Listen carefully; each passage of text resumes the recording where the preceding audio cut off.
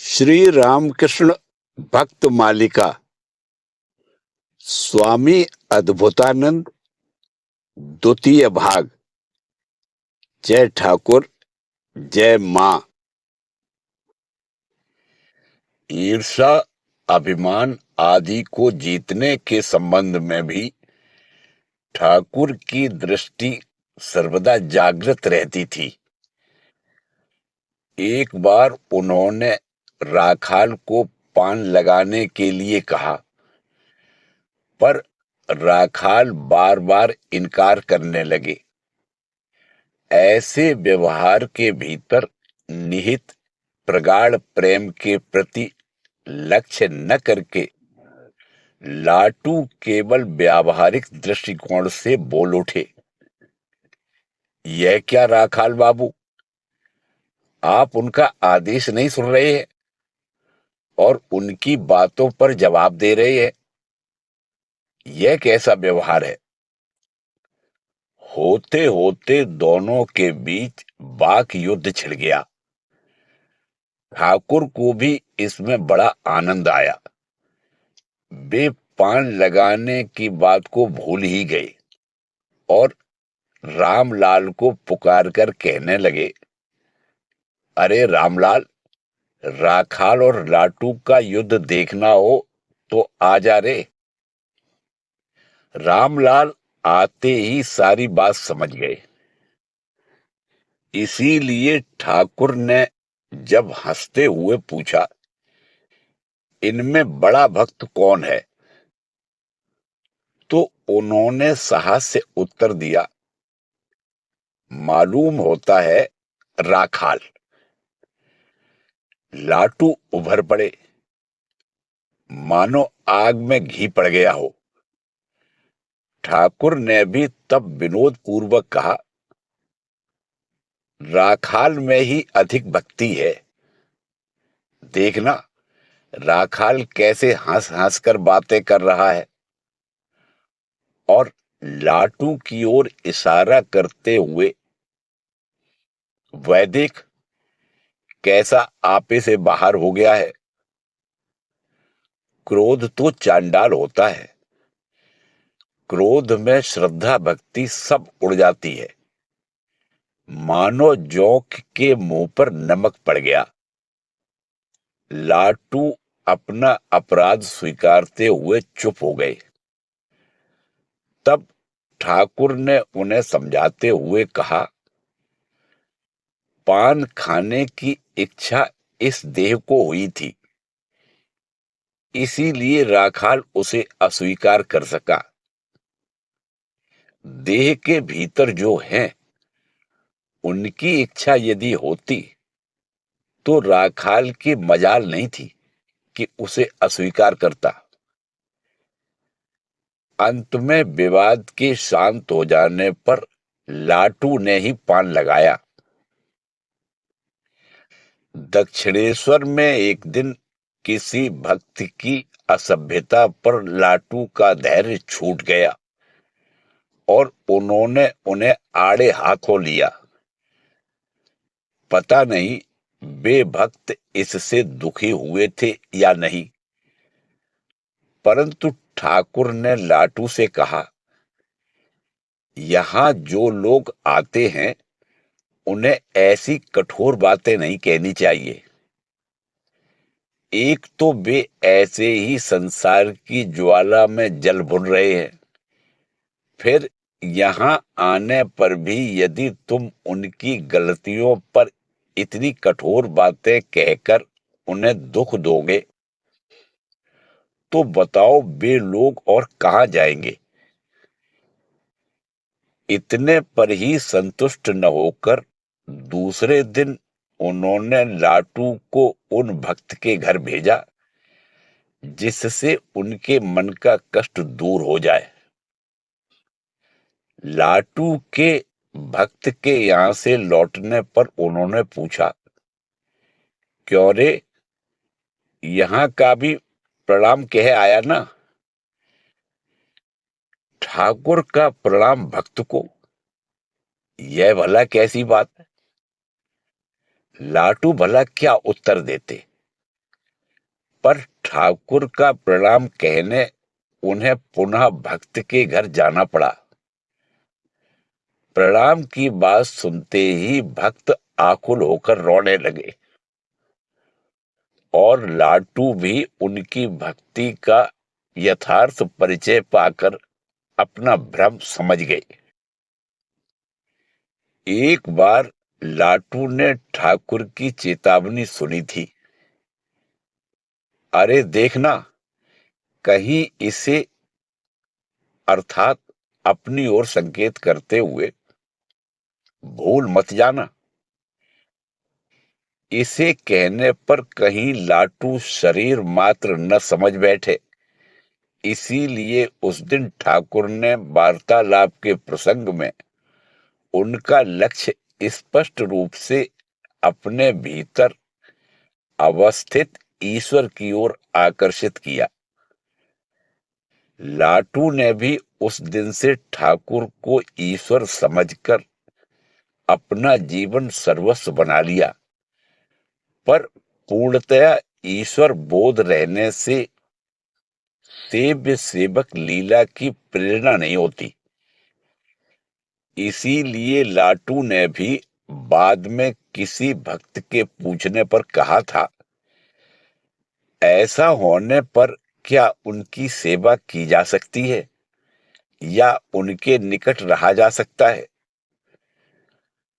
गुरु सेवा के बारे में लाटू महाराज ने कहा था,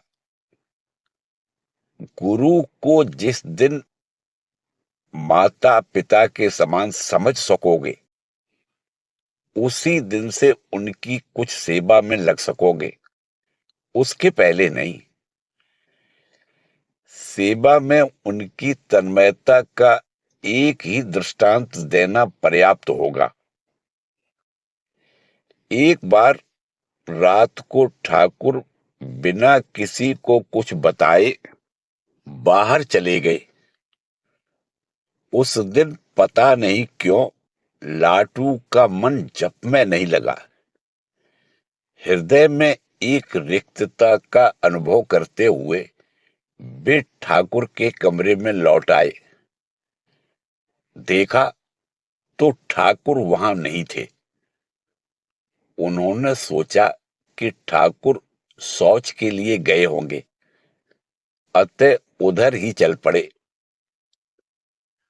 थोड़ी देर बाद ठाकुर ने उसी ओर से आकर कहा, अरे, जिसकी सेवा करेगा उसे कब किस चीज की आवश्यकता है, इसका ध्यान रखना। दक्षिणेश्वर में माता जी का जीवन बड़ा ही एकाकी था। फिर भक्तों के भोजन आदि के लिए उन्हें बहुत परिश्रम भी करना पड़ता था। एक दिन लाटू को गंगा तट पर चुपचाप बैठा देखकर ठाकुर ने कहा, अरे लेटो, तू यहां बैठा है और उन्हें नौबत खाने में रोटी बेलने के लिए कोई नहीं मिल रहा है। उन्हें माता जी के पास ले जाकर कहा, यह लड़का बड़ा शुद्ध सत्व है, तुम्हें जब जो भी जरूरत हो इसे कहना, यह कर देगा। उस दिन से लाटू सानंद माता जी की सेवा में नियुक्त हुए। साधना के बारे में ठाकुर ने उन्हें सिखाया था, याग योग में जगे रहना, सोते समय उन्हें पुकारना, काम के बीच उन्हें पकड़ना और सदा उनकी सेवा में लगे रहना। ठाकुर की कृपा से लाटू निद्राजित हो गए थे। 1882 ईस्वी में किसी एक दिन कीर्तन में बहुत श्रम होने के कारण लाटू थक गए और रात में ठाकुर को पंखा जलते हुए नींद में ऊँघने लगे। इस पर ठाकुर ने उनसे पूछा, क्यों रे, तू बता सकता है भगवान सोते हैं या नहीं? लाटू ने उत्तर दिया कि यह जानना उनके लिए संभव नहीं है। तब ठाकुर ने कहा, भगवान को सोने का उपाय नहीं है। वे सारे दिन रात जागते हुए जीव जंतुओं की सेवा करते रहते हैं। तभी तो जीव जंतु निर्भय होकर सो सकते हैं। स्वभाव से ही निद्रालु लाटू एक दिन थककर संध्या को ही सो गए। इसे देखकर ठाकुर ने उन्हें जगाते हुए भविष्य के लिए सावधान कर दिया। यह क्या रे? यह संध्या के समय कैसा सोना? संध्या को कहां तो भगवान को पुकारेगा, सो तो नहीं, पड़ा पड़ा सो रहा है। ठाकुर की आवाज से लाटू जाग उठे और लज्जित होकर एक कठोर प्रतिज्ञा कर बैठे। मैं फिर कभी ऐसे समय में नहीं सोऊंगा। उन्होंने इस प्रतिज्ञा का आजीवन पालन किया। एक बार वे भीषण निमोनिया से पीड़ित थे, पर संध्या समय उन्होंने अपनी सेवा में रत स्वामी शारदानंद से सहारा देकर बैठा देने का अनुरोध किया। परंतु रोग की अवस्था तथा चिकित्सक की मनाही का स्मरण करते हुए स्वामी शारदानंद ने उनकी बात पर ध्यान नहीं दिया और दूसरे कार्य के लिए जाने लगे। जाते हुए उन्होंने लाटू महाराज को कहते सुना, तुम लोग यदि मुझे बैठा नहीं दोगे तो मुझे महावीर जी की शरण लेनी पड़ेगी। उस समय स्वामी शारदानंद ने इस वाक्य का तात्पर्य नहीं समझा। उनके बाहर जाते ही लाटू महाराज महावीर जी का स्मरण करते हुए अपने ही प्रयास से उठ बैठे। स्वामी शारदानंद ने लौटने पर जब इसका विरोध किया तो उन्होंने उत्तर दिया, मैं यह सब नहीं जानता। यह उनका आदेश है और मुझे उनका आदेश मानकर ही चलना होगा। परंतु यह भी उनकी निद्रा जय की पराकाष्ठा नहीं थी। दक्षिणेश्वर में एक दिन रात्रि के प्रथम प्रहर में उनके निद्राभिभूत हो जाने पर ठाकुर ने उनकी भर्त्सना की। इससे लाटू ने अपने मन को खूब धिक्कारते हुए उसी रात से निद्रा के विरोध में ठीक ठीक युद्ध छेड़ दिया। इसके बाद से वे प्रायः संपूर्ण रात ध्यान धारणा में बिताते और दिन में थोड़ा बहुत विश्राम कर लेते थे। हृदय की अभिलाषा कई बार बाहर की छोटी चीजों के सहारे अभिव्यक्त हुआ करती है। 1884 ईस्वी में एक दिन लाटू अपने समवयस्कों के साथ गोलोक धाम खेल रहे थे। सौभाग्यवश पहली ही चाल में सातों चित पड़ी और उनकी गोटी बिल्कुल गोलोक धाम में पहुंच गई। इस पर उनके आनंद का ठिकाना नहीं रहा। इसी समय ठाकुर भी वहां आ पहुंचे और मुक्तिकामी लाटू के अंतर की अभिलाषा इस प्रकार एक साधारण से खेल के माध्यम से व्यक्त होते देखकर वे भी आनंदित हुए। ठाकुर के सानिध्य में लाटू को एक लाभ तो यह हुआ कि वे उनके साथ कलकत्ते के अनेक शिक्षित व्यक्तियों के घरों में जाते हुए समाज की संस्कृति से सुपरिचित हो गए और इस प्रकार स्कूली विद्या के न होते हुए भी सभी विषयों में उनकी बुद्धि परिपक्व हो गई। लाटू बड़े सरल थे। अपनी दुर्बलता की बातें वे निसंकोच ठाकुर से कह दिया करते थे, क्योंकि उन्हें ज्ञात था कि इन सर्वज्ञ पुरुष से कुछ भी छिपा नहीं रह सकता। ठाकुर भी अपने इस सरल शिष्य को सरल पथ से ही ले जा रहे थे। जीव प्रकृति के संस्कार साधक को आसानी से नहीं छोड़ते। एक दिन लाटू के अंतर में आसक्ति की अग्नि इतने प्रबल रूप से दहक उठी कि नाम जप में बिल्कुल असमर्थ होकर उन्होंने ठाकुर की शरण ली। ठाकुर ने सब सुनकर कहा, वह तो आता जाता रहेगा, पर नाम को न छोड़ना। ठाकुर के उपदेश की सहायता से वे अपने मन पर विजय प्राप्त करने में समर्थ हुए थे।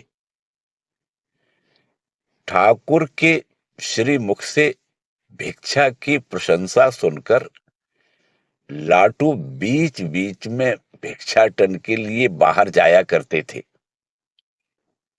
एक बार स्थान महात्म्य के बारे में सुनकर उन्हें तीर्थ दर्शन की भी इच्छा हुई। ठाकुर ने उनके मन का भाव समझते हुए कहा, यहाँ का प्रसादी अन्न छोड़कर कहाँ जाएगा? यदि कहीं जाना ही हो तो कलकत्ते में राम के घर हुआ। लाटू कलकत्ता गए, परंतु ठाकुर को छोड़कर वहां अधिक दिन नहीं रह सके। शीघ्र ही वे लौट आए, परंतु इसके बाद लाटू की परीक्षा लेने तथा उनके मन को और भी अधिक अंतर्मुख बनाने के उद्देश्य से ठाकुर उन्हें मानो कुछ दूर दूर रखने लगे।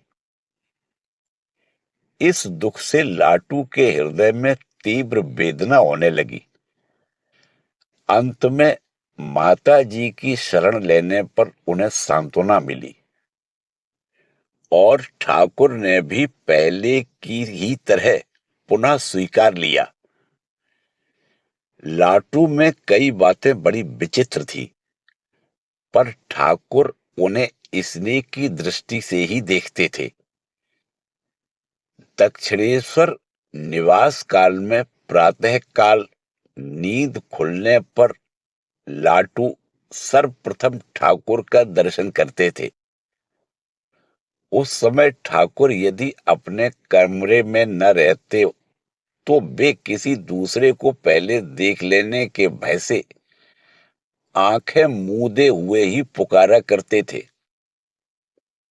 आप किधर चले गए? अंत में ठाकुर आकर उन्हें दर्शन देते थे। ठाकुर के कहने पर युवक भक्तगण कीर्तन में भाग लेते और साथ ही नृत्य भी करते थे। एक दिन ठाकुर ने जगदम्बा से कहा, मां, यदि मेरी इच्छा हो तो इन लड़कों को थोड़ा भावावेश आदि हो।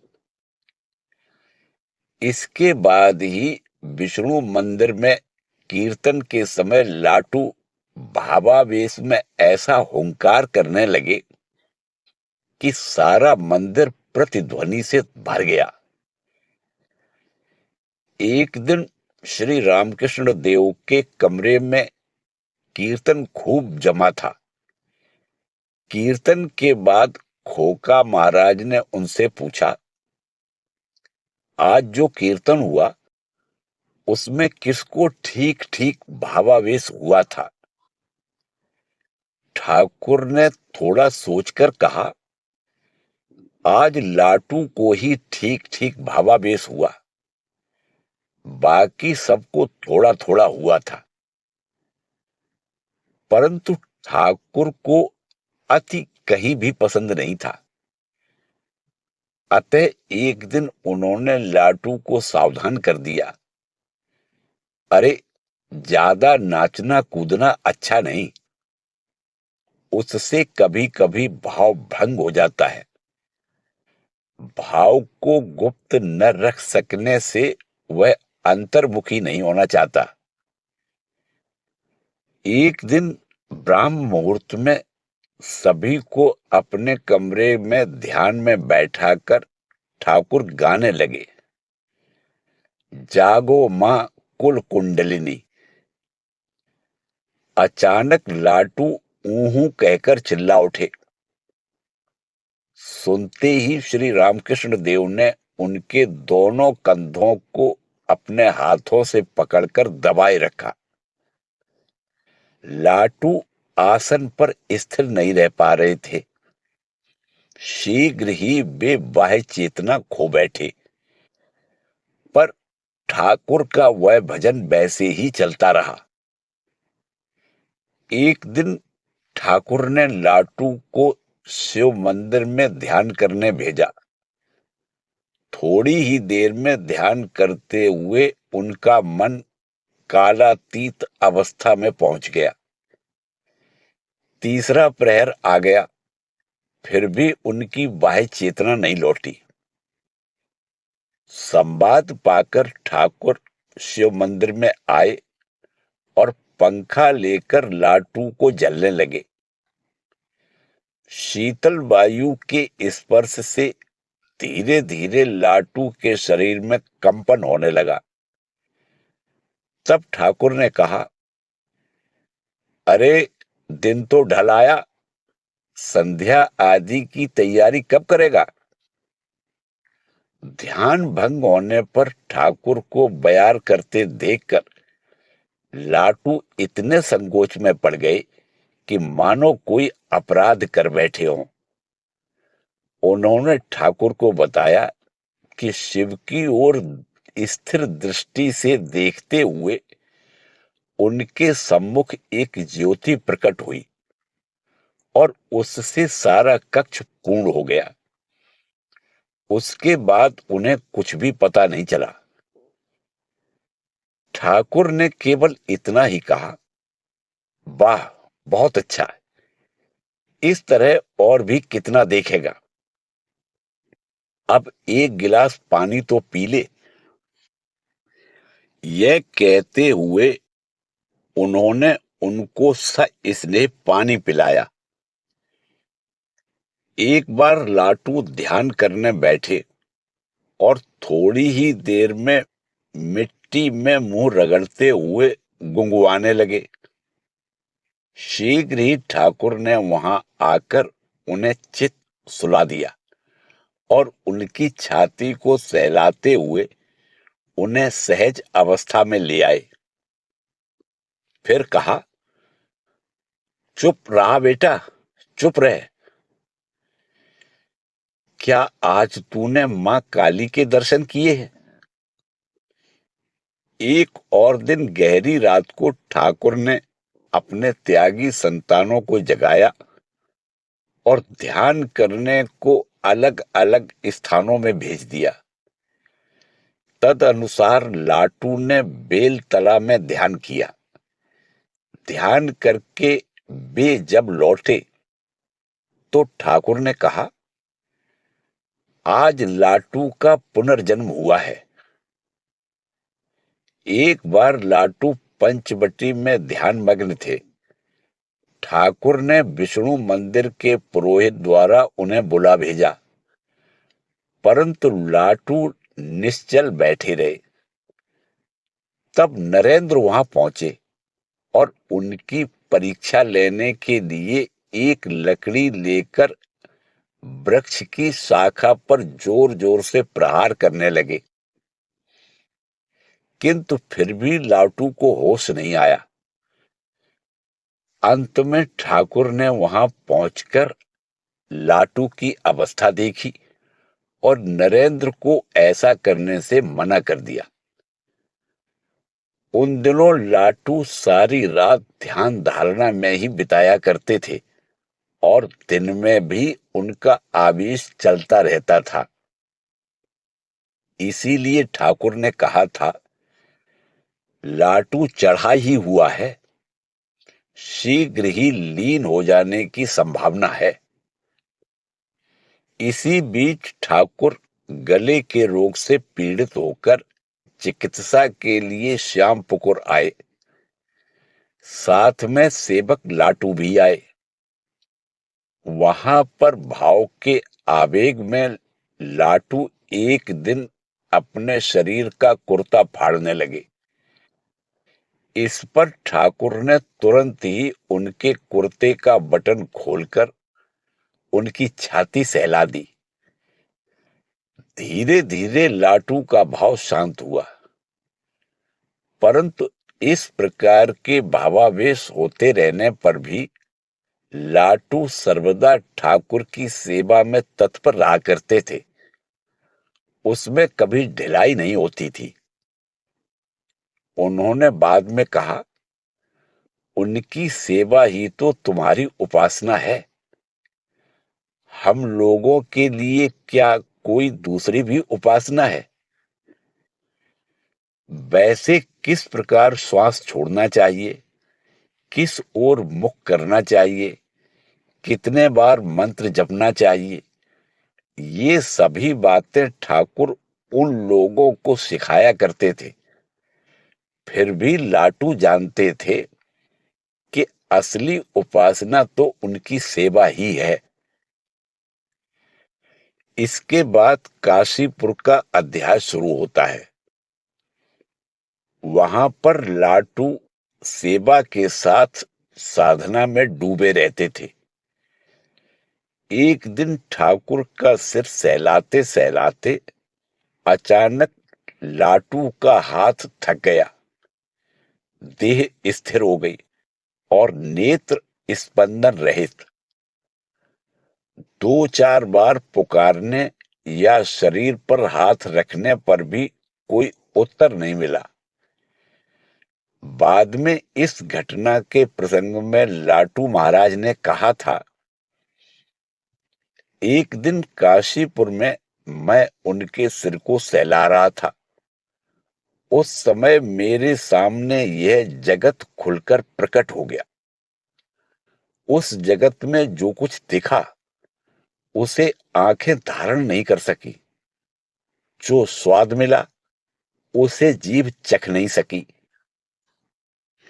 ठाकुर के देह त्याग के पश्चात माता जी की वृंदावन यात्रा के समय उनके साथ अनेक लोग गए थे, जिनमें लाटू भी एक थे। वृंदावन वास में लाटू के भोजन आदि का कोई ठिकाना नहीं रहता था। कभी कभी तो अपनी रोटी बंदर को देकर पुनः मां से रोटी के लिए हट करते थे। उन्हीं दिनों उन्होंने सभी के अनजाने कुछ दिन तक यमुना किनारे तपस्या की थी। अंत में 1887 ईस्वी के प्रथम भाग में रामचंद्र दत्त की एक कन्या का आग में जलकर देहांत हो जाने का समाचार पाकर माता जी ने लाटू को कलकत्ता भेज दिया। कलकत्ता पहुंचकर लाटू 2-4 दिन दत्त परिवार में रहे और फिर बराहनगर मठ चले आए। वहां संन्यास ग्रहण करने के बाद उनका नाम अद्भुतानंद हुआ। सन्यासी अद्भुतानंद निरंतर 1.5 वर्ष तक बराहनगर में कठोर तपस्या में मग्न रहे। संभवतः 1888 ईस्वी के शीतकाल में उन्हें निमोनिया हो गया। उनमें अधिकांश आचरण असाधारण ही थे। बीमारी के समय की एक घटना का हम पहले ही वर्णन कर आए हैं। एक दूसरी घटना इस प्रकार है। एक दिन ठंडक दूर करने के लिए कमरे में एक अंगीठी में आग सुलगाकर रखी गई तथा कमरे को चारों ओर से बंद कर दिया गया। इस पर वे शीघ्र ही चिल्ला उठे, अरे बाप रे, मुझे मार डाला। अब मैं किसी की भी बात नहीं सुनूंगा, छत पर जाकर सोऊंगा। वे तुरंत उठ गए। हार मानकर अंगीठी हटानी पड़ी और चारों ओर से कमरा खोल देना पड़ा। स्वस्थ हो जाने पर वे रामचंद्र के घर जाकर कुछ महीने रहे। तत्पश्चात मठ में आकर 3-4 मास रहे। फिर बेलूड़ में नीलांबर बाबू के उद्यान भवन में माता जी के समीप चले आए। वहां से नवंबर 1888 ईस्वी में माता जी के पुरी धाम चले जाने पर लाटू महाराज ने पुनः बरहानगर मठ में आगमन किया। इन विभिन्न अवसरों पर वे बरहानगर में कैसा जीवन बिताते थे, इसका थोड़ा आभास कुछ घटनाओं और उक्तियों से मिलता है। शारदानंद जी ने एक बार कहा था, लाटू रात में सोता नहीं है।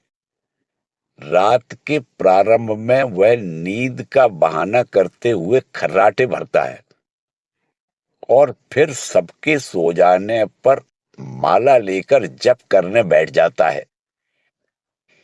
इस तथ्य के आविष्कार का विवरण बड़ा ही मनोरंजक है।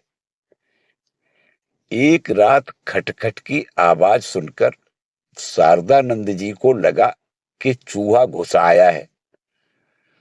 उनके घुड़कने पर वह ध्वनि बंद हो गई, पर थोड़ी देर बाद फिर वही खटखट, साथ ही साथ वैसा ही घुड़कना और फलस्वरूप आवाज का बंद हो जाना।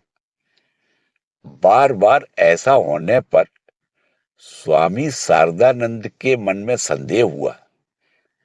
अतः रहस्य का पता लगाने के लिए अगली रात को उन्होंने लालटेन आदि की योग्य व्यवस्था करके रखी और ज्यों ही वैसी आवाज हुई, उन्होंने लालटेन जला लिया। प्रकाश में देखा कि लाटू जप में लगे हैं और उन्हीं की फिरती हुई माला से ऐसी ध्वनि हो रही है। स्वामी रामकृष्णानंद ने कहा था, लाटू को पुकार कर खिलाना पड़ता था, वरना उसे खाने का होश नहीं रहता था। ऐसा कितनी ही बार हुआ है कि हम सबका भोजन हो चुका है, परंतु पुकारने पर भी कोई उत्तर न मिलने पर कमरे में ही उसका भोजन पहुंचा दिया गया है।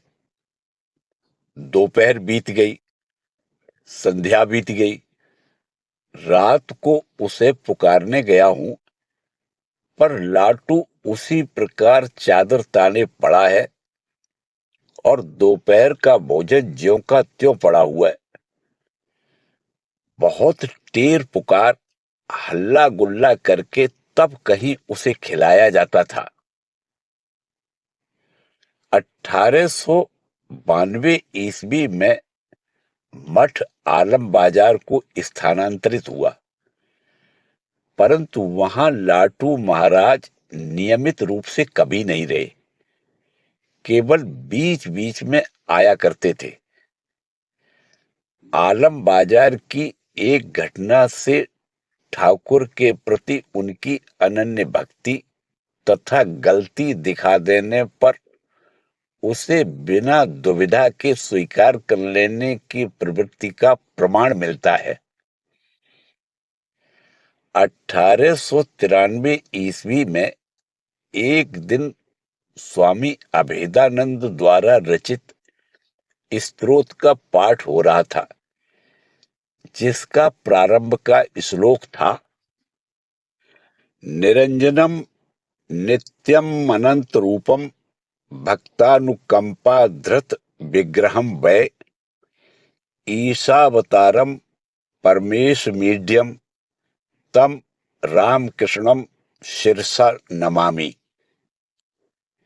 ईशावतारम शब्द सुनकर लाटू महाराज ने सोचा कि ठाकुर को ईसा मसीह का अवतार कहा गया है।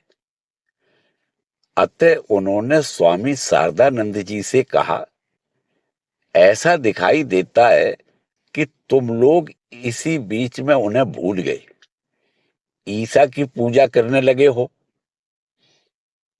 तब स्वामी अभेदानंद ने उन्हें उसका ठीक ठीक अर्थ समझा दिया। गुणग्राही लाटू महाराज तब से भक्तों के बीच उस स्तोत्र का प्रचार करने लगे। आलम बाजार में उनकी कठोर साधना का एक उदाहरण स्वामी शुद्धानंद ने दिया है। उस दिन हम लोग पहली बार आलम बाजार मठ गए थे।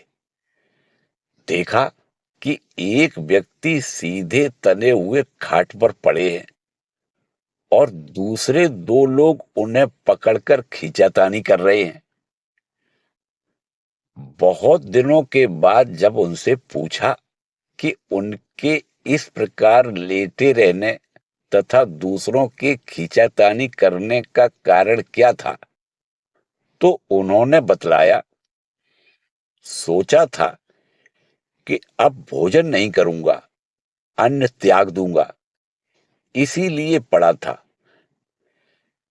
1892 ईस्वी से 1897 ईस्वी तक लाटू महाराज का यथार्थ निवास स्थान गंगा तट ही था। इन कुछ वर्षों का इतिहास संक्षिप्त रूप में वर्णित करना हो तो गिरीश बाबू के शब्दों में इस प्रकार कहा जा सकता है, गीता का साधु देखना हो तो लाटू को देखो। लाटू तब स्थित प्रज्ञ अवस्था में थे। जगत में किसी के भी साथ कोई संबंध नहीं था, किसी भी विषय में राग द्वेष नहीं था, किसी चीज के लिए लोभ मोह नहीं था। उनके मुख से न तो अभिशाप निकलता और न ही आशीर्वाद ही उच्चारित होता। उन दिनों मन को दूसरे ही जगत में रखकर वे केवल पूर्व संस्कारवश लौकिक आचार व्यवहार तथा आहार विहार आदि कर लेते थे। इस समय से कई वर्ष तक स्वामी अद्भुतानंद प्राय भिक्षा में प्राप्त पैसे से मुरमुरे या चने खरीदकर उसी से सारे दिन की भूख मिटा लेते थे। वस्त्र के लिए वे राम बाबू के द्वार पर उपस्थित होते और कंबल आदि गिरीश बाबू से ले लिया करते थे। इसके अतिरिक्त कभी कभी बलराम बाबू, हरमोहन बाबू, खगेन बाबू, उपेन बाबू, लंगड़े केदार बाबू आदि के घर पर भी उनके दर्शन हो जाते थे। साल किया के एक मोदी ने 7-8 महीने तक रोटी तथा भुने हुए चने देकर उनकी सेवा की थी। उन दिनों वे बाग बाजार के पुल के नीचे तपस्या कर रहे थे। गंगा तट पर निवास करते समय बहुधा वे भिगोए हुए चने खाकर ही दिन बिताते थे। एक दिन उन्होंने गमछे के छोर में चने बांधकर गंगा के जल में डुबो कर रखा और उसे ईंट से दबाकर ध्यान करने बैठ गए। उस समय भाटा चल रहा था। ज्वार आने पर जब पानी खूब ऊपर चढ़ गया, उस समय उन्हें खाने की इच्छा हुई, पर देखा तो चने मिलना असंभव है। अन्य कोई उपाय न देखकर वे ज्वार के पुनः उतरने तक प्रतीक्षा करते रहे। फिर भाटा होने पर उन्होंने भीगे हुए चने निकाले और असमय भूख मिटाई। भोजन आदि के बारे में इसी प्रकार स्वच्छंद वृत्ति का अवलंबन करते हुए लाटू महाराज अपने भाव के अनुसार ध्यान भजन में डूबे रहते थे, या फिर गंगा तट पर अन्य लोगों के साथ बैठे भागवत आदि की व्याख्या सुना करते थे। उनके ध्यान आदि का कोई स्थान या काल निर्धारित नहीं था। वे स्वाधीन वृत्ति महापुरुष कभी गंगा किनारे, कभी पुल के नीचे, कभी समीपस्थ किसी नाव पर बैठे भगवत चिंतन में मग्न रहते थे। एक बार बाग बाजार में वे एक पुआल से लदी नाव में बैठे थे। नाव कब चल पड़ी उन्हें पता ही नहीं चला। जब उनका ध्यान टूटा, तब तक नाव दक्षिणेश्वर पार करके उत्तर की ओर बढ़ी जा रही थी। निदान माझियों से कहकर वे दक्षिणेश्वर में ही उतर पड़े। गंगा तट पर निवास करते समय कुछ दिन दोपहर में वे शमशानेश्वर घाट के बगल में बैठे रहते थे तथा प्रसन्न कुमार ठाकुर के घाट पर रात बिताते थे।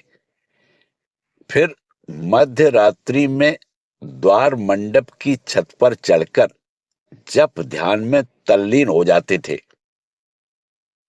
वर्षा होने पर वे घाट के किनारे वाली मालगाड़ी में चढ़ जाते थे। एक रात वे इसी प्रकार गाड़ी में बैठे हुए थे। इसी बीच इंजन ने कब आकर गाड़ी को खींचना शुरू किया, उन्हें पता ही नहीं चला। दूसरे दिन उन्होंने पाया कि कई कुली आकर उनसे उतरने के लिए कह रहे हैं। पूछने पर मालूम हुआ कि गाड़ी तब चितपुर पहुंच चुकी है। इसके बाद वर्षा होने पर भी वे गाड़ी में नहीं बैठते थे। द्वार मंडप की छत से उतरकर उसी के एक कोने में बैठे रहा करते थे। इसी के साथ द्वितीय भाग समाप्त होता है। शेष भाग अगले वीडियो में।